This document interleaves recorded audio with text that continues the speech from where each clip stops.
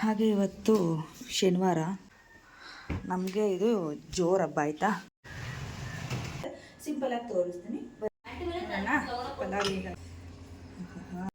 ನಿಮಗೆ ತೋರಿಸ್ಲಿಕ್ಕೆ ಅಂತ ರೆಡಿ ಮಾಡ್ಕೊಂಡಿದ್ದೆ.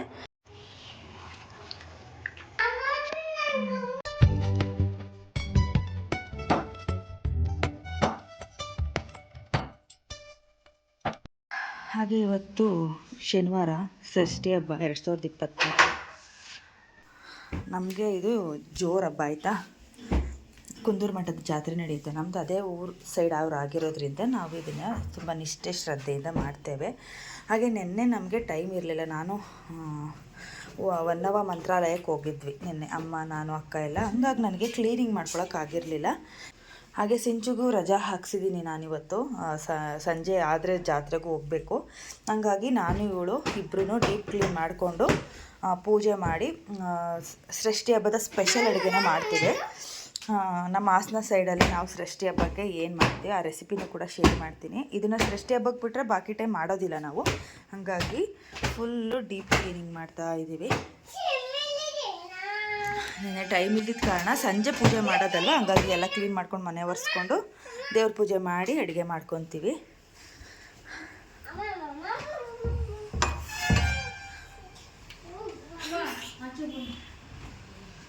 ಅಡುಗೆ ಮನೆಯೆಲ್ಲ ಕ್ಲೀನ್ ಆಗಿದೆ. ಇನ್ನು ನಾನು ಬಟ್ಟೆ ವಾಶ್ಗೆ ಹಾಕಿಬಿಟ್ಟು ಇನ್ನು ಅವಳು ಕಸ ಗುಡಿಸ್ಕೊಡ್ತೀನಿ, ಮನೆ ಒರೆಸ್ಕೊತಾಳೆ. ಒಟ್ಟಿನಲ್ಲಿ ಧೂಳೆಲ್ಲ ತೆಗ್ದಿದ್ದಾಗಿದೆ ಆಯಿತಾ.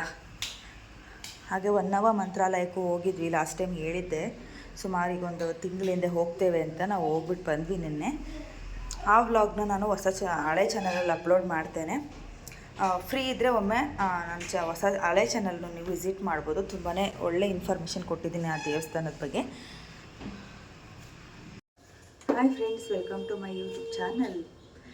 ಫ್ರೆಂಡ್ಸ್, ಇವತ್ತು ಷಷ್ಠಿ ಹಬ್ಬ 2024 ಶನಿವಾರ. ಇವತ್ತಿನ ವ್ಲಾಗ್ನ ನಾನು ಟೈಮ್ ಬಂದು 9 ಗಂಟೆ ಆಗಿದೆ. ವ್ಲಾಗ್ ಶುರು ಮಾಡಿದ್ದೀನಿ. ಡೀಪ್ ಕ್ಲೀನಿಂಗ್ ಎಲ್ಲ ನಡೀತಾ ಇದೆ ಮನೇಲಿ. ನಿನ್ನೆನೇ ಮಾಡ್ಕೋಬೇಕಾಗಿದ್ದು. ನಿನ್ನೆ ನಾವು ಹೇಳ್ದೆಲ್ಲ ಹೊನ್ನವ ಮಂತ್ರಾಲಯಕ್ಕೆ ಹೋಗಿದ್ವಿ ಅಂತ. ಹಾಗಾಗಿ ನಾನು ಅಲ್ಲಿ ಹೋಗಿ ಬರೋದೇ ನೈಟ್ ಆಗೋಗ್ಬಿಡ್ತು. ಹಂಗಾಗಿ ಕೆಲಸ ಮಾಡೋಕ್ಕಾಗಲಿಲ್ಲ. ಸಿಕ್ಕಾಬಿಟ್ಟೆ ಸ್ಟ್ರೈನ್ ಆಯಿತು. 2-3 ಬಸ್ನ ಕ್ಯಾಚ್ ಮಾಡಿಕೊಂಡು ಗೊತ್ತಲ್ಲ ಬೆಂಗಳೂರು ಟ್ರಾಫಿಕ್ ಹೇಗೆ ಅಂತ. ಹಾಗಾಗಿ ಅಲ್ಲೆಲ್ಲ ದರ್ಶನ ಮಾಡ್ಕೊಂಡು ಬರೋದ್ರಲ್ಲಿ ಲೇಟ್ ಆಗಿಬಿಡ್ತು. ಹಂಗಾಗಿ ನನಗೆ ನಾನು ಏನೂ ಮಾಡೋಕ್ಕಾಗಿರಲಿಲ್ಲ. ಹಾಗೆ ಇದು ನಮ್ಮ ಊರಿನ ಹಬ್ಬ ಆಗಿರೋದ್ರಿಂದ ಕುಂದೂರು ಮಠದ ಜಾತ್ರೆ ಆಗತ್ತೆ. ಯಾರೆಲ್ಲ ಹಾಸನದ ಭಾಗದಲ್ಲಿ ವಿಡಿಯೋಸ್ ನೋಡ್ತಾ ಇದ್ದೀರಾ, ದಯವಿಟ್ಟು ಒಂದು ಲೈಕ್ ಮಾಡಿ.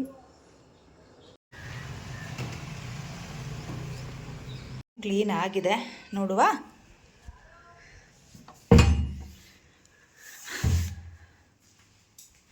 ನೀಟಾಗಿ ಮಾಡಿ ಎಳೆ.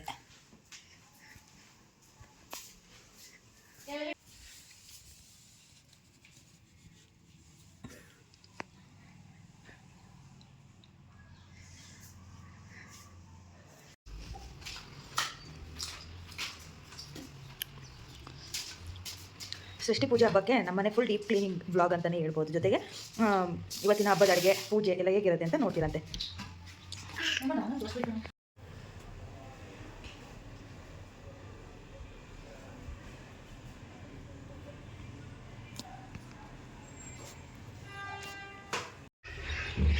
ಮನೆಯೆಲ್ಲ ಕ್ಲೀನ್ ಆಯಿತು. ಹಾಗೆ ಬಾಳೆದೆಲೆ ತಂದಿದ್ದೀನಿ.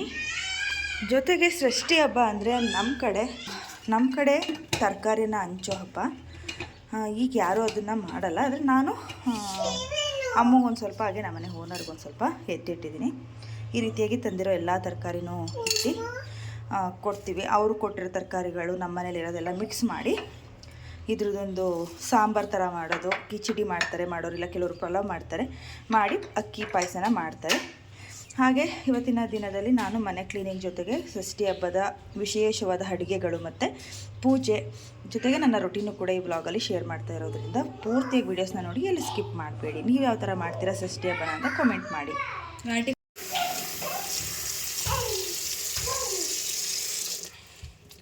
ಹಾಗೆ ನಿನ್ನೆ ಬರ್ತಾ ಬೆಂಗಳೂರಿಂದ 1 kg ಬೆಂಡೆಕಾಯಿ ತಂದಿದ್ದೆ. 40 ರೂಪಾಯಿ kg ಅಂತ ನೆಲಮಂಗಲ ಸಂತೆಲಿ.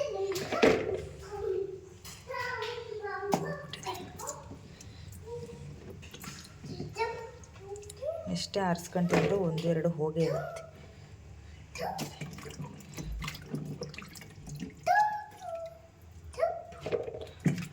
ಕೆ ಜಿ ಬೇಕು ನಮ್ಮ ಮನೆಗೆ ಇಡೀ ವಾರಕ್ಕೆ. ಯಾಕೆಂದರೆ ನಾವು ಸೈಡ್ಸಿಗೆ ಹುರ್ಕೊಂಡು ತಿಂತಿರ್ತೀವಿ, ಜೊತೆಗೆ ಪಲ್ಯ ಮಾಡ್ತಾಯಿರ್ತೀನಿ.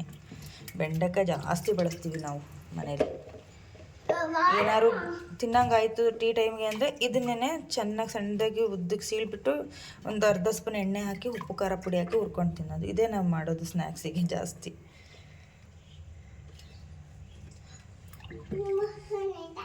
ಎರಡು ಮೂರು ಸಲ ತೊಳೆದ್ಮೇಲೆ ಈ ಥರ ಬಿಳಿ ನೀರು ಬಂದಮೇಲೆ ಹೆಣ್ಣು ಮಾಡ್ತೀನಿ. ಬಿಳಿ ನೀರು ಬರೋವರೆಗೂ ತೊಳಿತೀನಿ ಫ್ರೆಂಡ್ಸ್. ತರಕಾರಿಗಳನ್ನ ನಮ್ಮ ಮನೇಲೂ ಬೆಳಿತೀವಲ್ವ, ಔಷಧಿ ಎಲ್ಲ ಹಾಕ್ತಾರೆ ಗೊತ್ತಲ್ಲ, ಹಂಗಾಗಿ 2-3 ಸಲ ಚೆನ್ನಾಗಿ ಒಂದ್ಸಲ ಉಪ್ಪು ಅರಿಶಿನ ತೊಳೆದಿಟ್ಬಿಟ್ಟು ಆಮೇಲೆ 2 ಸಲ ಬರೀ ನೀರಲ್ಲಿ ತೊಳ್ಕೊಂಬಿಡ್ತೀನಿ. ಹಾಗೆ ಸಂಜೆ ದೇವ್ರ ಪೂಜೆಗೆ ಎಲ್ಲ ಸಿಂಚು ಪ್ರಿಪರೇಷನ್ ಮಾಡ್ಕೊತಿದ್ದಾಳೆ. ನಾನು ಅಡುಗೆಗೆ ರೆಡಿ ಮಾಡ್ಕೊಬೇಕು. ಹಾಗಾಗಿ ಅವಳಿಗೆ ದೇವ್ರ ಪೂಜೆನ ವಹಿಸಿದ್ದೀನಿ. ಅಂದರೆ ಎಲ್ಲ ಹಣಿ ಮಾಡಿಡೋದು, ಸಂಜೆ ಅಡುಗೆ ಎಲ್ಲ ಆದಮೇಲೆ ನಾನು ಹೂವು ಎಲ್ಲ ಮಾಡಿಸಿ ನೈವೇದ್ಯ ಮಾಡಿ ಆಮೇಲೆ ಪೂಜೆ ಮಾಡೋದಲ್ವ. ಹಂಗಾಗಿ ಅವಳು ತೊಳೆದು ಒರೆಸಿ ಅರಿಶಿನ ಕುಂಕುಮ ಎಲ್ಲ ಇಟ್ಟು ಜೋಡಿಸ್ತಾಳೆ. ಅಷ್ಟರಲ್ಲಿ ನಾನು ಅಡುಗೆ ರೆಡಿ ಮಾಡ್ಕೊತೀನಿ. ಸಾಂಬಾರಿಗೆ ಎಲ್ಲದಕ್ಕೂ ಅಡುಗೆಗೆ ಪ್ರಿಪ್ರೇಷನ್ ಮಾಡ್ಕೊತಾ ಇದ್ದೀವಿ, ಹಬ್ಬದ ಅಡುಗೆಗೆ. ಫೈನಲಿ ನಾನು ಕೂಡ ಸ್ನಾನ ಮಾಡಿಕೊಂಡು ಫ್ರೆಶ್ ಆಗಿ ಬಂದಿದ್ದೀನಿ ಅಡುಗೆ ಮಾಡಲಿಕ್ಕೆ. ಯಾಕೆಂದರೆ ಇದನ್ನು ನಾವು ಸುಬ್ರಹ್ಮಣ್ಯ ಷಷ್ಠಿ ಹಬ್ಬ ಅಲ್ವಾ, ನಮ್ಮೂರಲ್ಲಿ ಸುಬ್ರಹ್ಮಣ್ಯನ ದೇವಸ್ಥಾನ ಇರೋದ್ರಿಂದ ದೊಡ್ಡ ಜಾತ್ರೆ ತೇರು ಆಗುತ್ತೆ, ಅಲ್ಲೆಲ್ಲ ತುಂಬ ವಿಶೇಷವಾಗಿ ಮಾಡ್ತಾರೆ. ಅದೇ ಥರ ನಾನು ಇಲ್ಲಿಯೂ ಕೂಡ ನಡೆಸ್ಕೊಂಡು ಬಂದಿದ್ದೀನಿ. ಹಂಗಾಗಿ ನಾನು ದೇವ್ರ ಮುಂದೆ ತುಂಬಿದ ಕೊಡಗಳು ಇದ್ದರೆ ತುಂಬಿದ ಕೊಡ, ಅಥವಾ ಈಗ ನಮ್ಮ ಮನೇಲಿ ತುಂಬಿದ ಕೊಡಗಳು ಇರಲ್ಲ, ಈಗಿನ ಸಿಟಿ ಲೈಫಲ್ಲಿ ಎಲ್ಲಿರುತ್ತೆ ಕೊಡಗಳೇ ಇಟ್ಕೊಂಡಿಲ್ಲ. ಹಾಗಾಗಿ ನಾನೊಂದು ತಾಮ್ರ ಚುಂಬು ಇಟ್ಕೊಂಡಿದ್ದೀನಿ. ಇಂಥ ಹಬ್ಬಗಳಲ್ಲಿ ತಾಮ್ರ ಚುಂಬು ತುಂಬ ತೊಳೆದು ಅದಕ್ಕೆ ನೀರು ತುಂಬಿಸ್ಬಿಟ್ಟು ಅದ್ರ ಮುಂದೆ ಸುಬ್ರಹ್ಮಣ್ಯನ ಹೆಸರು ಹೇಳಿ ಮಾಡಿರೋಂಥ ಅಡುಗೆನ ಮುಂದೆ ಇಟ್ಟು ಪೂಜೆ ಮಾಡಿ ಆಮೇಲೆ ನಾವು ಊಟನ ಸೇವಿಸೋದು. ಈ ಥರ ಮಾಡಿರೋದು. ನಾನು ಬೆಳಗ್ಗೆ ಒಂಚೂರು ಲೈಟಾಗಿ ತಿಂಡಿ ತಿಂದಿರೋದು ಬಿಟ್ಟರೆ ಊಟ ಮಾಡಿಲ್ಲ. ನೈಟ್ ಒಂದೇ ಸಲ ಊಟ ತುಂಬ ಹಸ್ಕೊಂಡು ಬೆಳಗ್ಗೆ ಸಂಜೆ ಗಂಟೆ ಇರೋದಕ್ಕಾಗಲ್ಲ. ಅದಕ್ಕೋಸ್ಕರ ಲಾಸ್ಟ್ ಟೈಮ್ ನಾನು ನೆಲದ ಮೇಲೆ ಊಟ ಮಾಡಿ ಹರಕೆ ಇತ್ತು, ಉಪವಾಸ ಇದ್ದು ನೆಲದ ಮೇಲೆ ಊಟ ಮಾಡಿದ್ದೆ. ನನಗೆ ಈಗ ಸಿಚುವೇಶನಲ್ಲಿ ನನಗೆ ಉಪವಾಸ ಇರೋಕ್ಕಾಗ್ತಾಯಿಲ್ಲ.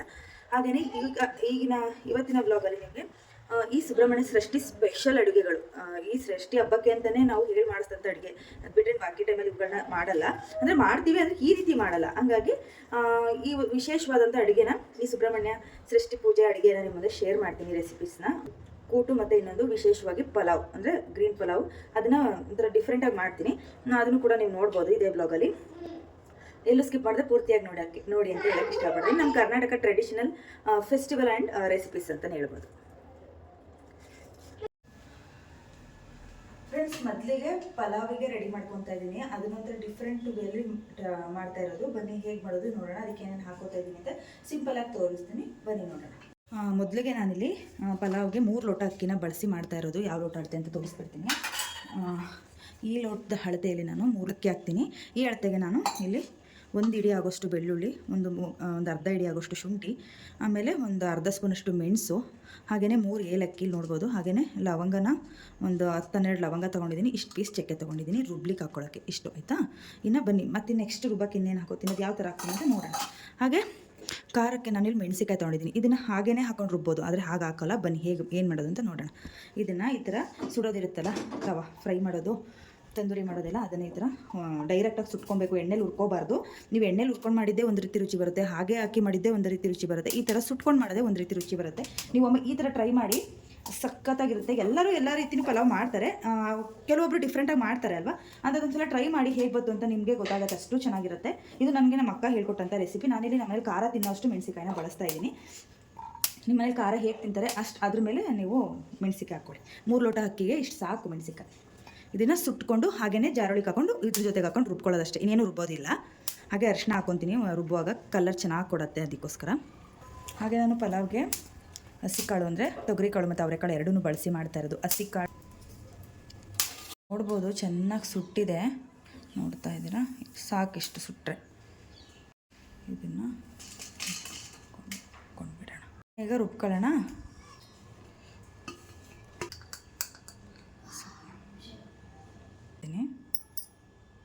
ಹಾಗೆ ನಾನಿಲ್ಲಿ ಪಲಾವ್ಗೆ ಒಂದು ದೊಡ್ಡ ಕಟ್ಟಷ್ಟು ಮೆಂತ್ಯ ಸೊಪ್ಪು, ಸಾಂಬಾರು ಸೊಪ್ಪು, ಪುದೀನ ಸೊಪ್ಪು ಆಯಿತಾ, ಇಷ್ಟನ್ನು ಹೆಚ್ಚಿಟ್ಕೊಂಡಿದ್ದೀನಿ. ಹಾಗೆಯೇ ಟೊಮೆಟೊ ಮತ್ತು ಈರುಳ್ಳಿ ಅಳತೆಗೆ ತಕ್ಕನಷ್ಟು ತೊಗೊಂಡಿದ್ದೀನಿ.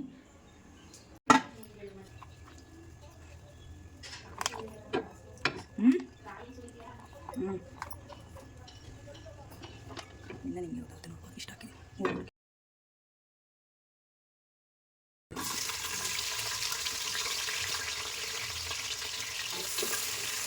ಈಗ ಈರುಳ್ಳಿ ಹಾಕಿದ್ರೆ ತಕ್ಷಣ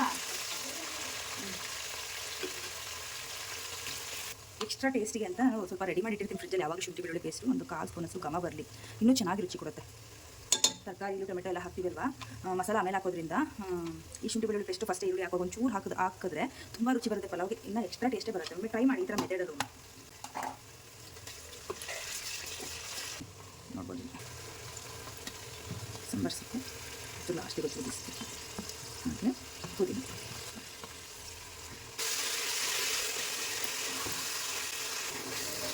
ಹೆಚ್ಚು ಕಮ್ಮಿ ಒಂದು 10 ನಿಮಿಷ ಫ್ರೈ ಮಾಡಿದ್ದೀನಿ. ಚೆನ್ನಾಗಿ ಸುಂಡು ಬಿಡಬೇಕು ಮೆಂತ್ಯ ಸೊಪ್ಪು. ನೋಡ್ಬೋದು ಇಷ್ಟು ಈ ಥರ ಸುಂಡು ಬಿಡಬೇಕು. ಟೊಮೆಟೊ ಹಾಕ್ತಾಯಿದ್ದೀನಿ.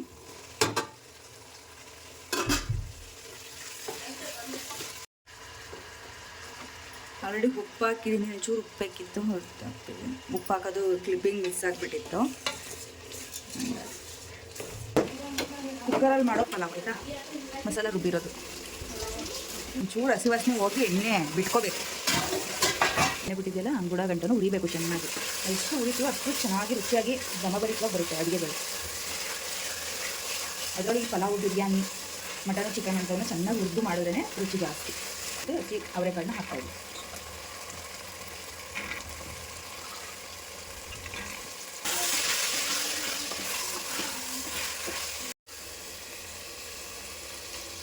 ಈ ಗ್ಲಾಸಲ್ಲಿ 3 ಗ್ಲಾಸ್ ನೀರು ಅಕ್ಕಿ ತಗೊಂಡಿದ್ದೀನಿ. ಅದಕ್ಕೆ ನಾನು 6.5 ಗ್ಲಾಸು ನೀರು ಹಾಕ್ತೀನಿ. ಯಾಕೆಂದರೆ ಕಾಳುಗಳು ಬೇಯಕ್ಕೂ ಎಕ್ಸ್ಟ್ರಾ ನೀರು ಬೇಕು, ಅದಕ್ಕೋಸ್ಕರ 6.5 ಗ್ಲಾಸ್ ನೀರು ಹಾಕ್ತೀನಿ. ಹಿಂಗೆ ಹಸಿ ಕಾಳು ತರಕಾರಿ ಎಲ್ಲ ಹಾಕಿದ್ರೆ ಒಂದು 1/4 ಗ್ಲಾಸು ಅರ್ಧ ಗ್ಲಾಸ್ ಜಾಸ್ತಿ ಹಾಕ್ತೀನಿ. ಅಕ್ಕಿ ಮೇಲೆ ಡಿಪೆಂಡ್ ಆಗುತ್ತೆ.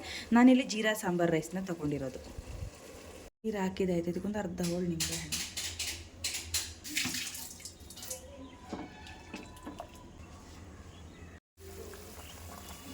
ಈಗ ಅಕ್ಕಿ ಹಾಕ್ಬಿಟ್ಟು ಒಂದು ವಿಷಲ್ ಹೊಡ್ಸಿದ್ರೆ ಸುಬ್ರಹ್ಮಣ್ಯ ಸೃಷ್ಟಿ ಸ್ಪೆಷಲ್ ಹಸಿ ಅವರೆಕಾಳು ತೊಗರಿಕಾಳು ದಮ್ ಪಲಾವ್ ರೆಡಿ ಆಗುತ್ತೆ.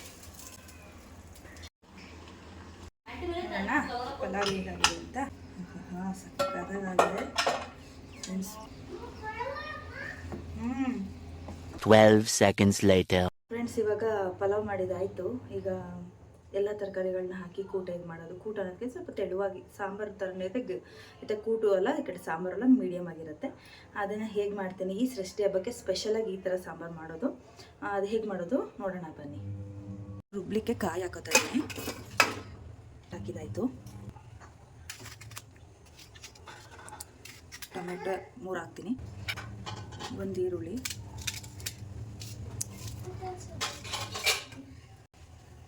ಸ್ವಲ್ಪ ಹುರ್ಗಡ್ಡೆ, ಸ್ವಲ್ಪ ಹುಣಸೆ ಹಣ್ಣು,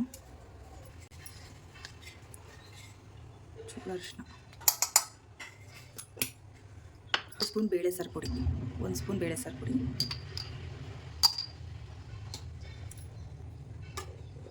ಹಾಗೆ 1 ಸ್ಪೂನು ಮಟನ್ ಸಾರು ಪುಡಿ.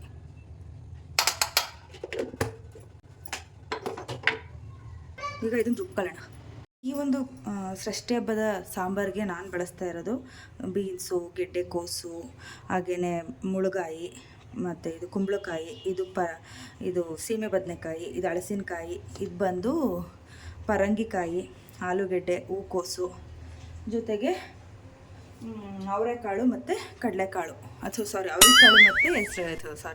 ಅವರೆಕಾಳು ಮತ್ತು ತೊಗರಿಕಾಳು, ಹಸಿ ತೊಗರಿಕಾಳು, ಇದಿಷ್ಟನ್ನು ಹಾಕಿ ಮಸಾಲ ಎಲ್ಲನೂ ಕಲಸಿ ಒಟ್ಟಿಗೆ ಕೂಗ್ಸೋದು.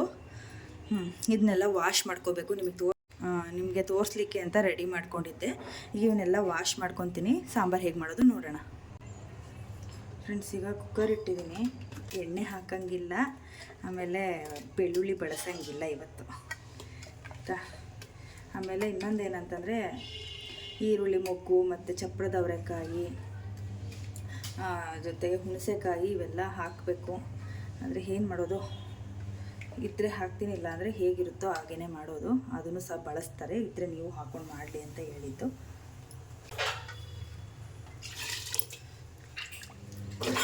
ಕಲಸಿಡೋದು ಎಲ್ಲ ತರಕಾರಿ ಕಾಳು ಎಲ್ಲ ಹಾಕಿ ಉಪ್ಪು ಹಾಕಿ. ರುಚಿ ನೋಡ್ತಾ ಇಲ್ಲ, ಎಲ್ಲ ಹಾಗೆ ಮಾಡ್ತಾ ಇರೋದು. ಒಂದು ಸಣ್ಣ ಒಂದು 10 ಕಡ್ಡಿಯಷ್ಟು ಹಾಗೆ ತರಕಾರಿಗಳು ತೊಳೆದಿದ್ದೀನಿ ಅಂತೀನಿ. ಜಾಸ್ತಿ ತರಕಾರಿ ಆಗೋದು ಒಟ್ಟಿನಲ್ಲಿ ಇದೊಂಥರ ಚೆಂದ ತಿನ್ನೋಕ್ಕೆ ನನಗೆ ಈ ಟೈಮಲ್ಲಿ. ಈರುಳ್ಳಿ, ಟೊಮೊಟೊ,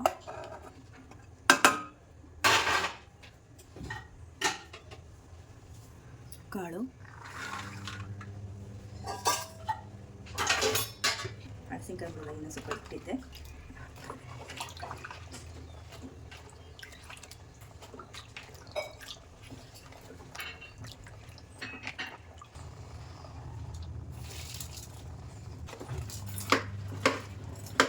ಆದರೆ ಮೇಲ್ಗಡೆಯಿಂದ ಎಣ್ಣೆ ಹಾಕ್ಬೋದು ಒಂದು ಸ್ಪೂನ್.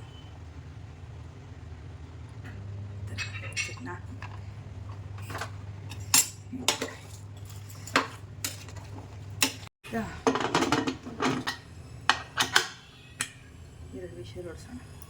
12 seconds later. ಅಕ್ಕಿ ಹೆಸರುಬೇಳೆ ಪಾಯಸ ಮಾಡಲಿಕ್ಕೆ ಇವತ್ತು ಶ್ರೇಷ್ಠವಾಗಿ ಅಕ್ಕಿನ ಬಳಸಿ ಪಾಯಸ ಮಾಡಬೇಕು ಸುಬ್ರಹ್ಮಣ್ಯ ಸ್ವಾಮಿಯವ್ರಿಗೆ. ಅದಕ್ಕೆ ಅಂಟಾಗಿ ಈಗ ಹೆಸರುಬೇಳೆನ ಚೆನ್ನಾಗಿ ಹುರ್ಕೊತೀನಿ ಕೆಂಪಾಳ.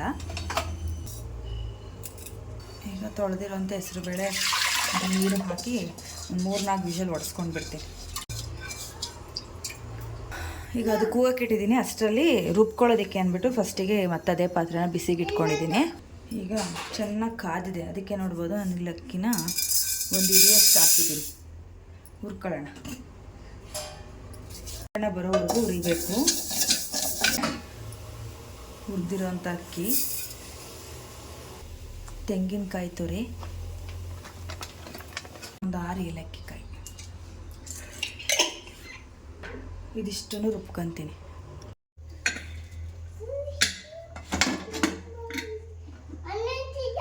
ಚೆನ್ನಾಗಿ ಅದು ಮತ್ತಷ್ಟು ಪಾಯಸ ತುಂಬ ರುಚಿಯಾಗಿ ಬರುತ್ತೆ. ಚೆನ್ನಾಗಿ ಮಸ್ತಿರೋದಕ್ಕೆ ಬೆಲ್ಲನ ಕರಗಿಸಿದ್ದೀನಿ.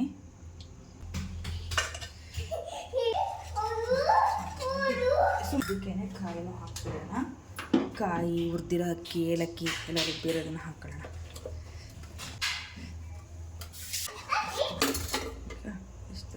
ನೀರು ಹಾಕಿ ಒಂದೆರಡೇ ಕಲ್ಲು ಉಪ್ಪು ಹಾಕೋದನ್ನು ಹಾಕ್ಕೊಳ್ಳೋಣ. ಚೆನ್ನಾಗಿ ಕುದಿಬೇಕು.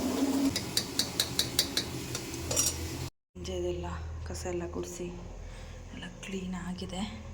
ಇನ್ನೇನಿದ್ರು ಹೂವು ಮುಡಿಸಿ ಸಿಂಚು ಮಾಡಿರೋದು ಇದೆಲ್ಲ ಅಲಂಕಾರ.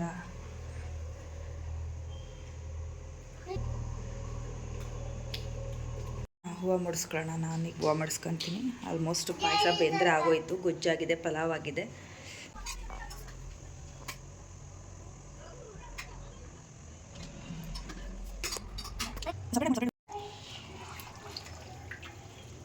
ಮಾಡು.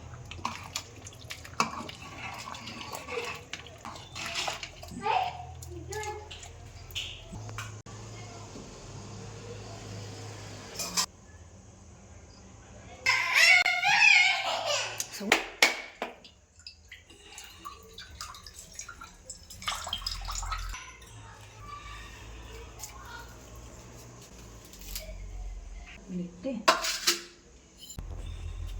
ಶೃಂಗರೋಧೆ ಕಲ್ಯಾಣ ಆರೋಗ್ಯಂ ಧನ ಸಂಪದ. ಅಮ್ಮ ಶ್ರೀಶೈಲ ಮಲ್ಲಿಕಾರ್ಜುನ ದೇವಸ್ಥಾನಕ್ಕೆ ಹೋದಾಗ ನನಗೆ ಶಿವಂದು ಫೋಟೋ, ಅದರಲ್ಲಿ ಸುಬ್ರಹ್ಮಣ್ಯ, ಗಣೇಶ, ಪಾರ್ವತಿ, ಈಶ್ವರನ ಸಮೇತವಾಗಿರೋದು ಫೋಟೋ ತಂದು ಕೊಟ್ಟಿದ್ರು. ಆ ದೇವ್ರ ಮುಂದೆ ನಾನು ತುಂಬಿದ್ದು ತಾಮ್ರ ಚೊಂಬಲ್ಲಿ ನೀರಿಟ್ಟು ಸುಬ್ರಹ್ಮಣ್ಯನ ಹೆಸರು ಹೇಳಿ ಅದ್ರ ಮುಂದೆ ನಾವು ಮಾಡಿರೋವಂಥ ಅಡುಗೆನ ನೈವೇದ್ಯಕ್ಕಿಟ್ಟು ದೀಪ ಹಚ್ಚಿ ಪೂಜೆ ಮಾಡ್ತೀನಿ. ಇದೇ ಥರ ನಡೆಸ್ಕೊಂಡು ಬಂದಿರೋದು. ಹಾಗೆ ನೀವೆಲ್ಲ ಯಾವ ಥರ ಮಾಡಿದ್ರಿ, ನಿಮ್ಗಳ ಊರುಗಳಲ್ಲಿ ಷಷ್ಠಿ ಪೂಜೆ ಯಾವ ಥರ ಮಾಡ್ತೀರಾ ಅಂತ ಕಾಮೆಂಟ್ ಮಾಡಿ. ಒಂದೊಂದು ಊರಲ್ಲಿ ಒಂದೊಂದು ರೀತಿಯಲ್ಲಿ ಪದ್ಧತಿಯಲ್ಲಿ ಮಾಡ್ತಾರೆ ಹಬ್ಬ ಹರಿದಿನಗಳನ್ನ. ನಮ್ಮ ಹಾಸನ ಸೈಡಲ್ಲಿ, ನಮ್ಮ ಕುಂದೂರು ಮಠ, ನಮ್ಮ ಚನ್ನರಾಯಪಟ್ಟಣ ಸೈಡಲ್ಲಿ ನಾವು ಇದೇ ಥರ ಮಾಡೋದು. ನಾನು ಕೂಡ ನಮ್ಮ ದೊಡ್ಡವರೆಲ್ಲ ಹೇಗೆ ಹೇಳ್ಕೊಟ್ಟಿದ್ದಾರೋ ಅದೇ ಥರ ನಡೆಸ್ಕೊಂಡು ಬಂದಿದ್ದೀನಿ. ಹಾಗೆ ಫ್ರೆಂಡ್ಸ್, ಇವತ್ತು ಶನಿವಾರ 2024 ಷಷ್ಠಿ ಹಬ್ಬ, ಸುಬ್ರಹ್ಮಣ್ಯ ಷಷ್ಠಿ ಹಬ್ಬ ಇಡೀ ಕರ್ನಾಟಕದಾದ್ಯಂತ ಆಚರಿಸ್ತಾರೆ. ಹಾಗೆ ನಮ್ಮ ಮನೇಲಿ ನಾನು ಯಾವ ಥರ ವಿಶೇಷವಾಗಿ ಆಚರಿಸ್ತೀನಿ ಅಂತ ಇವತ್ತಿನ ವ್ಲಾಗಲ್ಲಿ ತಿಳಿಸ್ಕೊಟ್ಟಿದ್ದೀನಿ. ಈ ವ್ಲಾಗ್ ಸ್ವಲ್ಪನಾದರೂ ಇಷ್ಟ ಆದರೆ ಲೈಕ್ ಮಾಡಿ, ಸಬ್ಸ್ಕ್ರೈಬ್ ಮಾಡ್ಕೊಳ್ಳಿ. ಹಾಗೆ ನಿಮ್ಗೇನಾದರೂ ನನಗೆ ಟಿಪ್ಸ್ ಕೊಡಬೇಕಂದ್ರೆ ಕಮೆಂಟ್ ಮೂಲಕ ತಿಳಿಸಿ ಅಂತ ಹೇಳ್ತಾ ಈ ಸುಬ್ರಹ್ಮಣ್ಯ ಷಷ್ಠಿ ಹಬ್ಬದ ವ್ಲಾಗ್ನ ಇಲ್ಲಿಗೆ ಎಂಡ್ ಮಾಡ್ತಾಯಿದ್ದೀನಿ. ಬಾಯ್ ಬಾಯ್.